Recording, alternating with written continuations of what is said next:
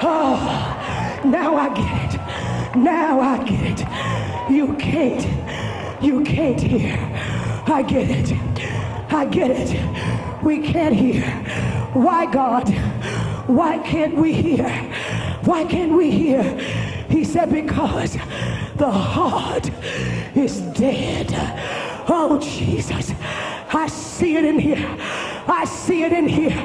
The church have turned into a big ambulance, and the workers becomes the speakers. And every speaker that have come over the years are like defibrillators. Do you know what a defibrillator is, my brother? A defibrillator is when the paramedics find a body that has no vital signs, and they hook it up to a machine, and they anoint it with an oil, and they tell everybody stand back. And so the defibrillators, when they hit the chest, oh Jesus, oh Jesus, when they hit the chest, it's like it boom, it jump starts the heart. And he said that's what the choir have become to the body of Christ. We're nothing but a defibrillator. People's hearts, they're still unconscious, so the choir sings, and there goes a boom, and you think they're alive. Oh my God. And the praise and worship team, they begin to minister, and here it goes again, boom, and you think they're alive. And then the paramedic says, Pastor, oh Father of mine, the paramedic says, we got a vital sign. I think they're breathing, but they're still unconscious. And God said, look around at the church. It's breathing, but it's still unconscious. It's shouting and it's dancing, but it's still unconscious. It's speaking in tongues, but it's still unconscious.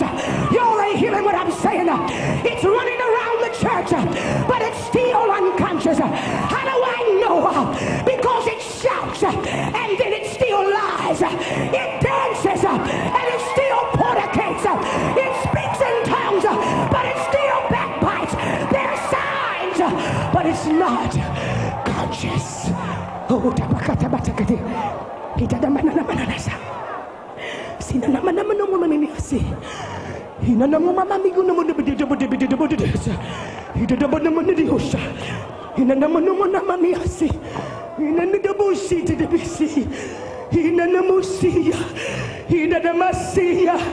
well, what are you talking about? Well, I hear him talking, and he said, but this year, what am I going to do? What am I going to do this year? What is the final word? And I hear him talking clearly. He said, Jesus of Nazareth, the Son of the living God. He walked around and got his disciples, and he took them when he healed Jairus' daughter. He took them when Lazarus was raised from the dead. Oh, he took them when water was turned to wine.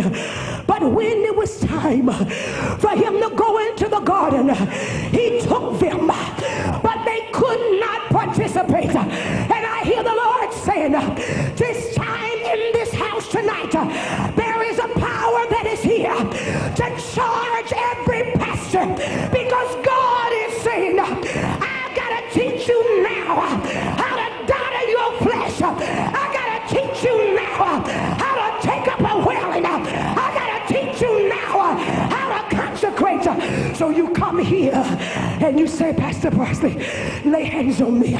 When is the pastor's conference? What's wrong with my church? Well, let me do it like Brother Larry, because Brother Larry has cell groups. Well, let me do it like Brother Anthony, because Brother Anthony, he started out in Sunday school. But God said that's not the problem. He said the reason why your people don't cry out to me, because you don't cry.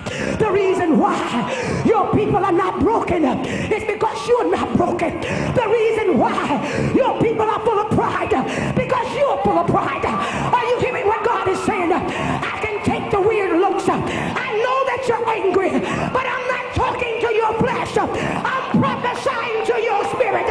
He said it's time for the pastors to catch on fire. You're too dead. You're too low. You're not deep enough. You're not high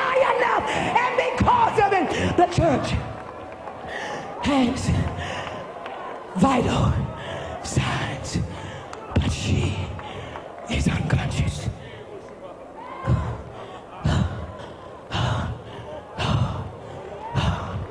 She has vital signs, but she can't get anybody healed from AIDS. She has vital signs under the bush. But people come in one Sunday and they go out the next. He said, understand something, that the heart is deceitful. What do you mean that it's deceitful?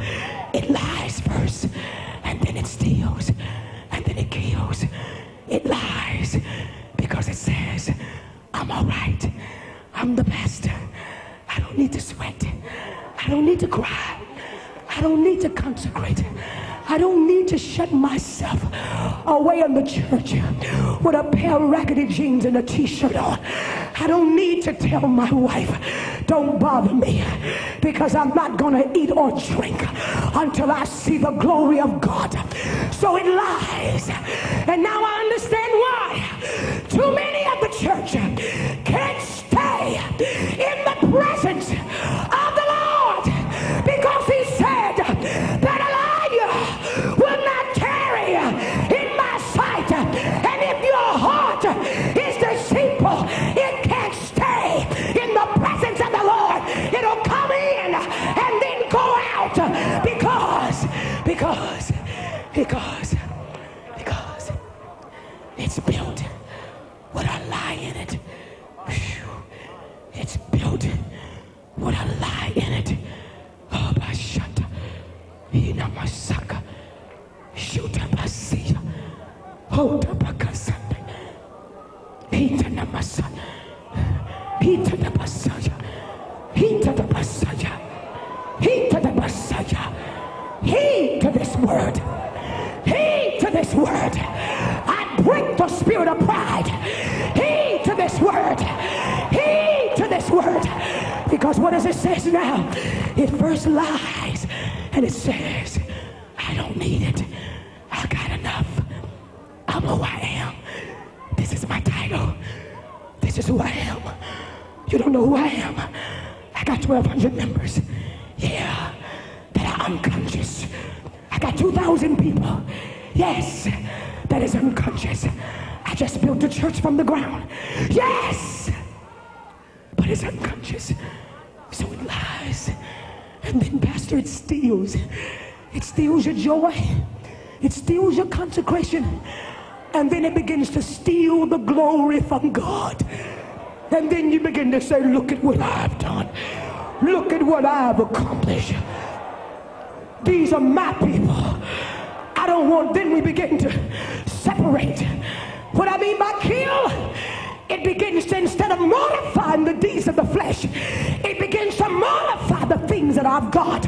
So then we gather up our people like this a little kingdom, and revival is breaking out in the city, and you tell your people, I don't want any of you all to go over there to that meeting. Are you hearing God?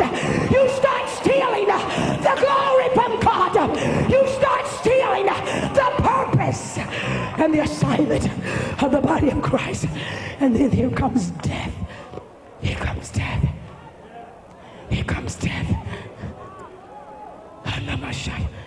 He said that 75% of the body of Christ have been reverted back to their own nature and their own heart. But they have trained that heart how to look religious. They trained that heart how to look saved. They